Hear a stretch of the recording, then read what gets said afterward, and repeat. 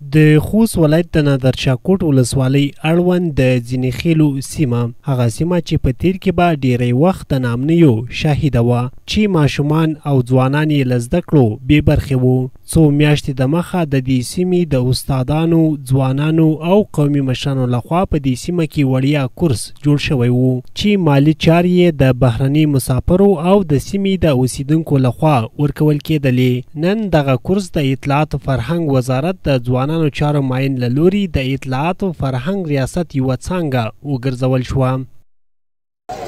یقینا زه به دا ژمنه در سره وکړم ګرانو ځوانانو چې تاسو خپل په ځوانانو باندې قدرمنو مشرانو ته وایم چې تاسو په خپلو ځوانانو باندې تعلیم وکړئ.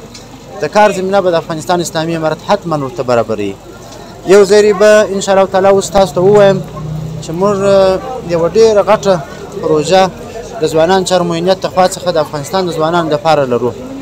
هغه ځوانان چې په دغسې کورسو کې تعلیم ترلاسه کړي هغو ځوانانو ته موږ د فریلانسینګ یا په انلاین شکل باندې په نړیوال د کار په بازار کې موږ دوی ته کارموندنه کوو.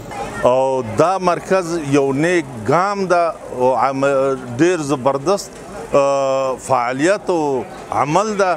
د ټولو ولسوالیو د ځوانانو نه، استادانو نه، مشرانو نه د موږ دا خواسته چې د ځینې خیلو د قوم د دې تقلید پلوي وکړي او داسې تقلید دوی هم وکړي. دغه وړیا کورس کې له لومړي ټولګي نه تر 12م ټولګي پورې شاګردانو ته ساینسي علوم تدریس کیږي. یاد کورس کې چې اوس مهال 200 شاګردان پکې زده کړې کوي د 11 استادانو او ځوانانو په ګډون د سیمې د اوسیدونکو د اقتصادي ستونزو او له زده کړو نه د ځوانانو د لرېوالي ته په کتو سره رامنځته شوی و.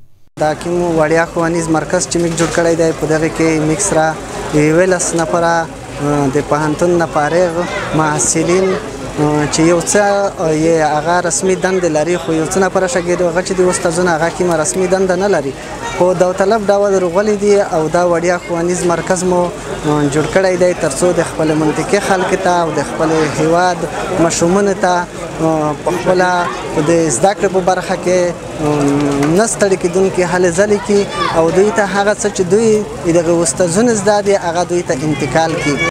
بلخوا بیا زده کوونکو د کتابونو نشتون او د استادانو کموالی هغه ستونزې یادې کړې چې دوی له ګڼو ستونزو سره مخ کړي دي او له مسؤلینو غواړي چې باید ژر تر ژره یې ستونزو ته رسېدنه وکړي. دا چې زموږ د استادانو څخه ډېر خوښ یو ځکه موږ ته دومره لویې ستونزې حل کړې په دې منطقه کې. هغه به موږ ښار ته په زده کړه پسې لاسرسی نه لرلو ځکه تلای به نه شو ښار ته. یو اقتصادي مشکل و بیا بل د لارې مشکل و. نو اوس چې دوی موږ ته دومره ستونزې حل کړي موږ د دوی څخه ډېر ویاړ یو. دا تجربه کاره استادان چې موږ ته یې دا کورس په لاره اچولی موږ له دوی څخه ډېره مننه کوو. ډېر خوشحال یو چې موږ داسې اقتصادي مشکل و بازار ته نه شو تللی هم موږ ته مشکل حل کړي دي. استادانو څخه موږ مننه کوي. موږ ته دا باید دا راکړو کمک وشي. موږ استادان بیچاره دي انشاءالله کمک باید ورته وشي. شاګردانو څخه کتابونه په بیچاره دي کتابونه ورته وشي. د خوست ولایت د نادرشاهکوټ ولسوالۍ اړوند د ځینې خیلو سیمه چې په تیر کې د نامنیو شاهده وه او ځوان قشر یې له تحصیلي اړخه وروسته پاتې و. په وروستیو کې د دې سیمې د 11 استادانو او ځوانانو لخوا وړیا کورس پرانیستل شوی و چې نن د اطلاعات فرهنګ وزارت د ځوانانو چارو د معین له لوري دغه کورس د خوست د اطلاعات او فرهنګ ریاست څانګه وګرځول شوه.